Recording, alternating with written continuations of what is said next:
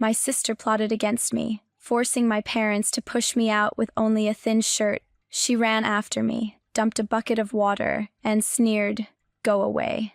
I was just 15, shivering as I walked out of that house. 1 month later, when I revealed her secret to my parents, my sister's jaw dropped. I'm Teresa Coleman. Now 18, but this nightmare hit me at 15. Sitting in my small apartment in Omaha, I stare at my phone, a message from her popping up. "Please forgive me. Everything's fallen apart." I smirk and delete it, the memory flashing back like a slap. Cut to that freezing autumn night 3 years ago, the door slamming behind me, my thin shirt soaking in the 5-degree chill. She chased me down the driveway, bucket in hand, splashing ice-cold water over my head. "Go away," she sneered, her voice dripping with triumph, as if she'd won some twisted game. I stumbled into the dark streets of our middle-class neighborhood. No shoes, no plan, just raw betrayal burning in my chest. Jump ahead 1 month, I'm standing in our living room during a family dinner with neighbors, my hand steady as I play the recording. Her voice echoes, admitting everything. The lies, the setup.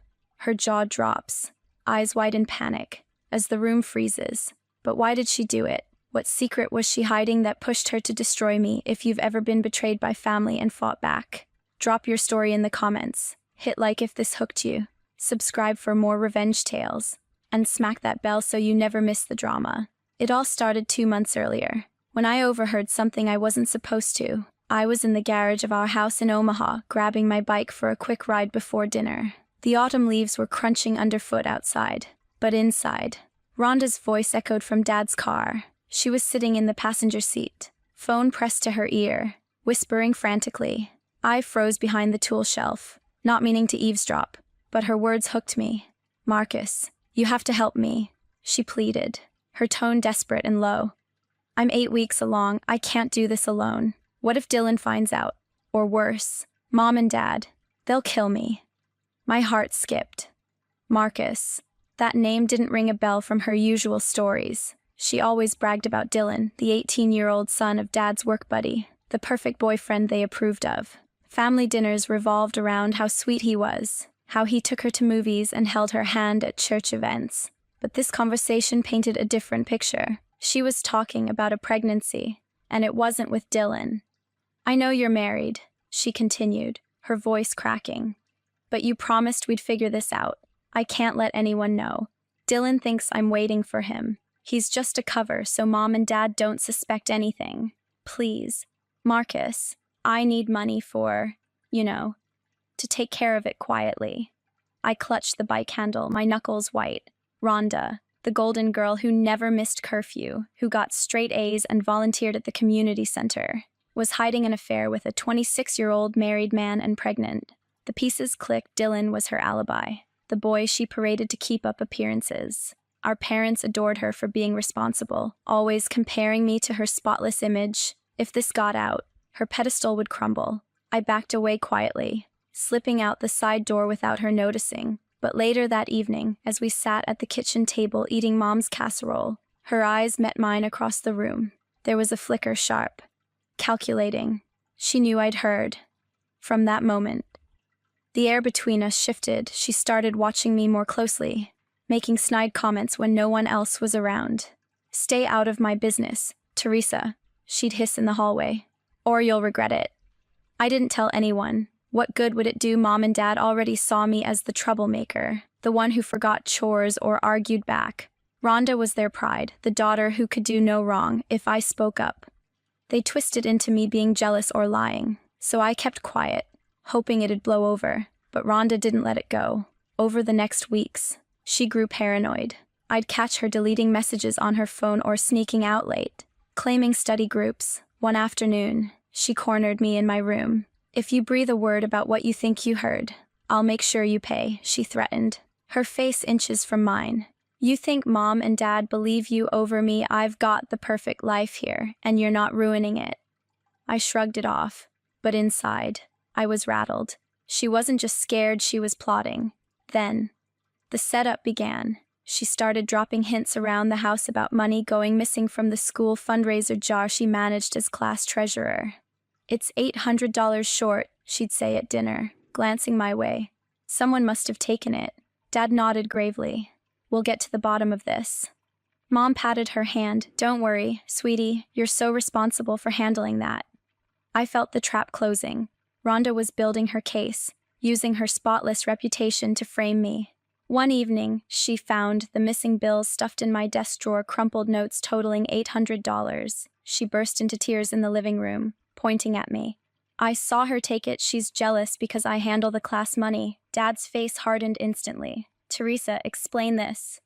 Mom looked disappointed, not even questioning Rhonda's story. I protested, but their eyes were already set. Rhonda had them wrapped around her finger, her tears the ultimate weapon. That night, the argument exploded. Dad yelled about trust and responsibility. Mom echoed him. They didn't listen to my side. Before I knew it, they were shoving me toward the door. Out, Dad barked, until you admit what you did. As I stepped into the cold Omaha night in just my thin shirt, Rhonda followed, her smirk hidden from them. She grabbed a bucket from the porch, filled with icy water from the hose, and dumped it over me. Go away, she sneered, her voice low and victorious. The door slammed shut behind her, leaving me drenched and alone. From there, everything spiraled, but that secret, the one about Marcus and the pregnancy, was the fuse. Rhonda wasn't just protecting her image. She was willing to destroy mine to keep it buried. The shock of that icy water lingered as I wandered into the night. Water dripped from my hair, soaking my thin shirt straight through. The Omaha streets were empty at 11 p.m., the autumn wind biting at my skin like needles. I had no phone charger, no extra clothes, just the wet chill settling into my bones. My mind race survived the next few hours, that's all that mattered. I headed to the park by the lake, the one with benches hidden behind trees. Curled up under a picnic table, I used my arms as a pillow, but sleep wouldn't come. Every rustle made me jump animals, wind, or worse. By dawn, a jogger spotted me and called the park ranger. Can't stay here, kid, he said, shining his flashlight. Move along or I'll call the cops. I grabbed my stuff and bolted, heart pounding from the close call. Hunger hit hard next. My stomach growled like an engine. I scavenged behind a supermarket, digging through bins for half-eaten sandwiches or fruit peels. The smell of rotting food turned my gut, but I forced down what I could. Water from a public fountain kept me going, but dehydration set in anyway, headaches throbbing with each step. I tried calling Vivian first. She lived a few blocks from the park, so I used a payphone outside a gas station. Teresa, what happened? She asked when I explained. But then her mom got on the line. Your mother already called, said you're a thief and liar. We can't have that drama here. The click of the hang-up echoed like a door slamming again. No shelter there. Next was Aunt Loretta. I dialed her from the same phone, coins clinking as I fed the slot. Auntie, it's me. They kicked me out over nothing. Her voice was cold. Teresa, your parents told me everything. You need to own up and apologize. I can't get involved. She hung up before I could argue. Family blood meant nothing, another rejection stinging worse than the cold. By day 3, exhaustion weighed me down. I snuck into the school parking lot early, hoping to blend in with arriving kids. But Rhonda was waiting with her group of friends near the buses. She strode over, eyes narrowed, her crew flanking her like bodyguards. If you breathe a word about what you think you know, she hissed, jabbing a finger at my chest. I'll say you stole even more family money this time. Mom and Dad will call the police, and you'll be done. Her threat landed like a punch. I backed away, her friends snickering as they blocked my path. You're nothing now, one added. I slipped past them, heading to class with my head down. The stairs followed whispers about the thief who got what she deserved. Survival mode kicked in harder. I ate scraps from cafeteria trays kids left behind, pocketing uneaten apples when no one looked. Nights were brutal. I tried the abandoned shopping center on the edge of town, curling in a doorway shielded from wind. But security patrolled twice first time, a warning flashlight in my face. Second, they chased me out with threats of trespassing charges. The cold seeped deeper each hour. My fingers numb, thoughts blurring. I avoided mirrors in public bathrooms, hating the hollow-eyed girl staring back. Rhonda's words looped in my head, her perfect facade cracking just enough to show the monster beneath. But I clung to one spark. This wasn't over. Not yet. By the second week, survival wasn't enough. I had to fight back. The cold of that Omaha autumn night still clung to me, but Rhonda's threat in the school parking lot lit a fire. Her words, If you say anything, I'll make sure you're done weren't just a warning. They were proof she'd stop at nothing to keep her secret buried. I wasn't going to let her win. Truth doesn't just appear. You have to dig for it. I started with her phone. Mom and Dad were at work, so I slipped into our house through the back door, heart pounding as I crept to her room. Her desk was a mess: books, makeup, receipts, but I knew she kept an old phone for backups. I found it in a drawer, tucked under a pile of notebooks. The screen lit up with no passcode. There they were: messages to Marcus, time-stamped weeks ago. Meet me at the bar tonight. One read, another Dylan can't know. I need you to fix this. My hands shook as I screenshotted everything to my email, saving proof of her lies. Next, I tracked down Marcus's wife. I'd seen her name Clara in one of Rhonda's panicked texts. A quick Facebook search found her profile, a local hairdresser with a public page. I messaged her from a library computer, keeping it vague. I have info about your husband and someone named Rhonda. She replied within hours, sending a blurry photo of Rhonda kissing Marcus outside a dive bar downtown. Caught them 2 months ago. Clara wrote, "Who are you?" I didn't answer, just saved the image. Another piece locked in. The real break came by chance. I was hiding in the school library, avoiding Rhonda's friends. When I overheard her on a call in the hallway, she thought she was alone, whispering to her best friend, Tara. "Teresa's gone for good," she bragged. I planted that money in her desk. She can't prove anything. I hit record on my phone, barely breathing as her voice spilled out, clear and damning. I saved the file, labeled it Rhonda's confession, and backed it up online. While I gathered evidence, Rhonda played her part perfectly. She posted on Facebook, "My sister ran off after what she did. Our family's finally at peace." Mom shared it, adding, "Proud of my girl for staying strong." The post got dozens of likes: neighbors, church friends, even teachers. Comments poured in, "You're better off without her. Such a responsible daughter." Each one twisted the knife deeper, but I used the anger to focus. They believed her lies because she was their golden girl. Soon, they'd see the truth. I needed an ally. Ms. Parker, the school counselor, was the only one who hadn't written me off. I found her office after hours, my backpack heavy with scavenged food and damp clothes. "Miss Parker, I need your help," I said. Voice steady despite my nerves, I showed her the screenshots and played the recording. Her eyes widened, but she nodded. "This is serious. Teresa, we need to do this right." She offered her couch for a few nights, a safe place to plan. Together, we mapped out the confrontation. Mom and Dad were hosting a dinner that weekend for neighbors, Aunt Loretta, and Dylan's family. Rhonda would be there, acting like the perfect daughter. It was the perfect stage. Each piece of evidence, texts, photo, recording felt like a weapon. I wasn't just surviving anymore. I was building a case. Rhonda thought she'd erased me, but I was coming for her crown. She'd flaunted her victory online, but that same platform would be her downfall. The dinner was in 3 days, and I'd be ready. That Saturday night, I walked into their trap with my own. The dining room in our Omaha house glowed with candlelight, the table set for Mom and Dad's big show. Neighbors, Aunt Loretta, and Dylan's parents sat around, laughing over wine and lasagna. My sister sat next to Dylan, her hand in his, playing the perfect daughter. Mom beamed, boasting about how she'd overcome the family trouble I'd caused. Dad nodded along, his smile tight but proud. They thought they'd erased me, turned me into a ghost. I was about to haunt them. Ms. Parker and I stepped through the front door, my backpack slung over one shoulder. The chatter stopped dead. Faces turned. Forks clinked against plates. Dad stood, his chair scraping the floor. "What are you doing here?" he barked, his voice low but sharp. Mom's eyes widened, her napkin dropping. "Teresa, you weren't invited," she said, glancing at the guests. Embarrassed, I didn't flinch. "I'm not here to eat," I said, my voice steady.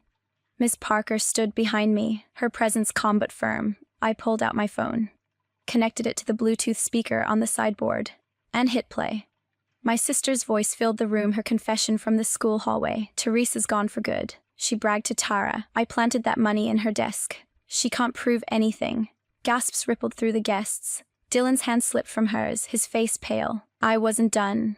I plugged a USB into the TV, and Clara's photo flashed on the screen, my sister kissing Marcus outside that dive bar, his arm around her waist. Murmurs grew louder. Aunt Loretta clutched her glass, her knuckles white. I handed Mom a printed screenshot of the text from my sister's old phone. Mja Fatai Chua, it read. Marcus's name glaring in bold. Mom's hands trembled as she scanned it, her breath catching. What is this? Mom whispered, her voice breaking. She looked at my sister, who sat frozen, her mouth hanging open, eyes wide with panic. You're pregnant. Mom's voice rose, cracking. With a married man, and you framed your sister. Dylan shoved his chair back, standing so fast it tipped over. You lied to me, he spat, storming toward the door. His parents followed, muttering apologies to no one in particular. Dad's face was stone, his fists clenched. Explain yourself, he demanded. Staring at my sister, she stammered, her usual confidence gone. It's not what you think, she tried, but her voice shook, and no one bought it. Aunt Loretta shook her head, whispering, How could you? The neighbors exchanged looks, their whispers sharp with judgment. I stepped forward. My eyes locked on my sister. You thought you could bury me, I said, my tone cold but clear. You set me up to protect your lies about Marcus, about the pregnancy, about everything. I was out there freezing, scavenging, while you played the victim. Her jaw stayed slack, her eyes darting like a trapped animal. She had no comeback, no tears to fake this time. Mom's face crumpled, tears streaming down her cheeks. Teresa, I didn't know. She choked out, reaching for me. I pulled back. You didn't want to know, I said. You believed her because it was easier than believing me. Dad stayed silent, his gaze fixed on the floor, like he was seeing his perfect family shatter. The room felt heavy, the air thick with betrayal. My sister's lies were exposed, her crown toppled in front of everyone who mattered to her, but this wasn't the end, it was just the beginning of their reckoning. By morning, the fallout had begun to spread. The dinner table scene lingered in my mind, but Omaha's tight-knit community didn't wait to react. By sunrise, Dylan had posted a story on Instagram, his words blunt. Found out my girlfriend lied to me. We're done. It racked up views fast. Classmates, neighbors, even church members saw it. His parents, close friends of Mom and Dad, called Mom that morning. I wasn't there, but Ms. Parker told me later they were furious. You raised a deceitful girl, they snapped, cutting ties with our family. Their absence at Sunday service spoke louder than words. Word spread like wildfire. Mrs. Larson, who ran the corner grocery, refused to ring up Mom's items that afternoon. I don't serve liars, she said, pointing Mom to the door.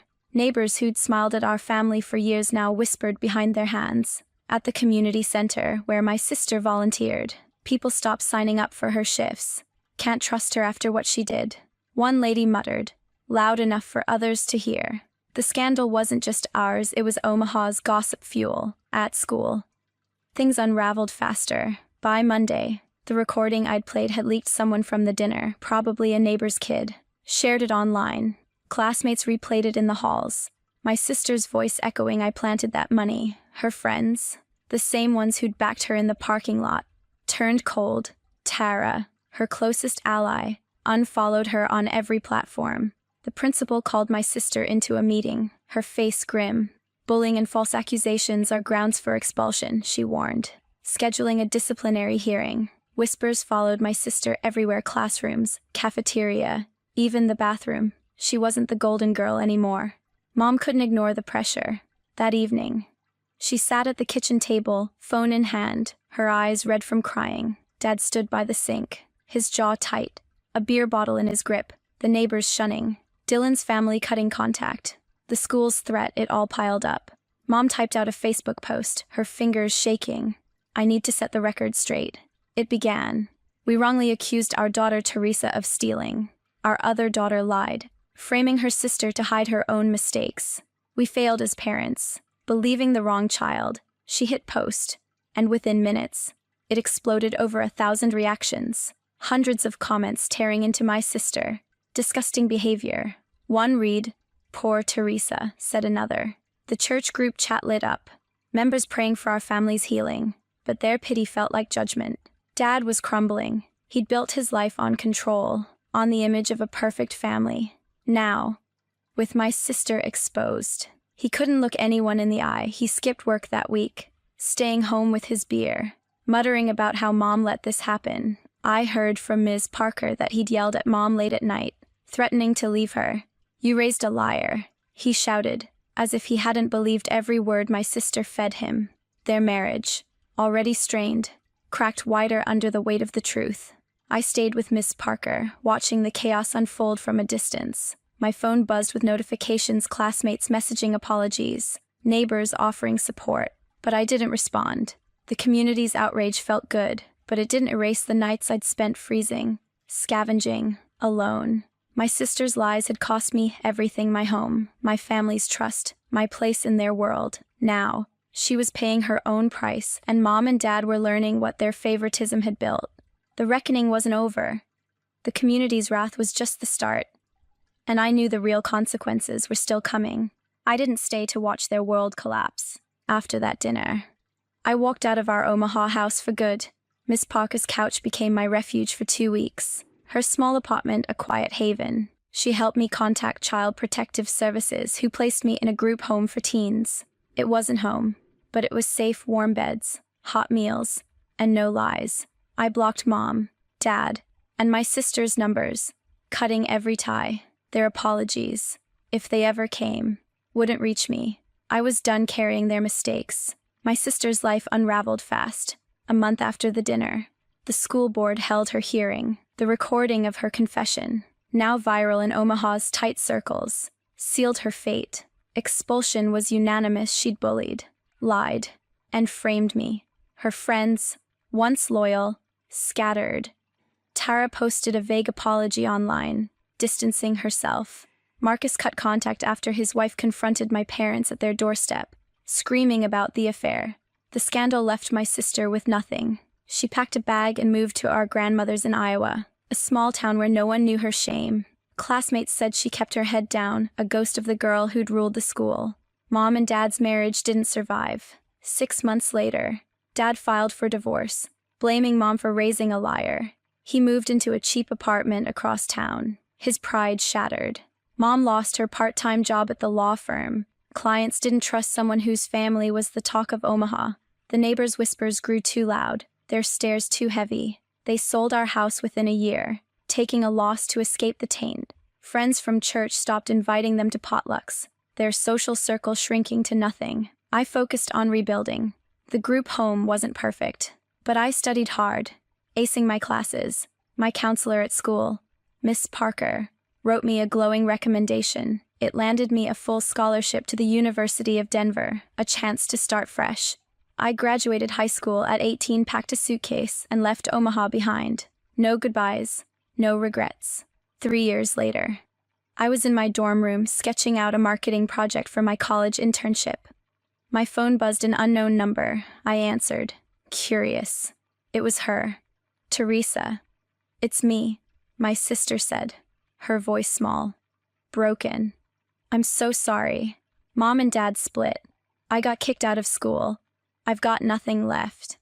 Can you forgive me?" I leaned back, staring at the ceiling. Her words didn't stir me, not like they would have years ago. I saw her then, standing in our driveway, bucket in hand, sneering "go away" as water soaked my skin. She'd built her throne on my pain, and now it was rubble.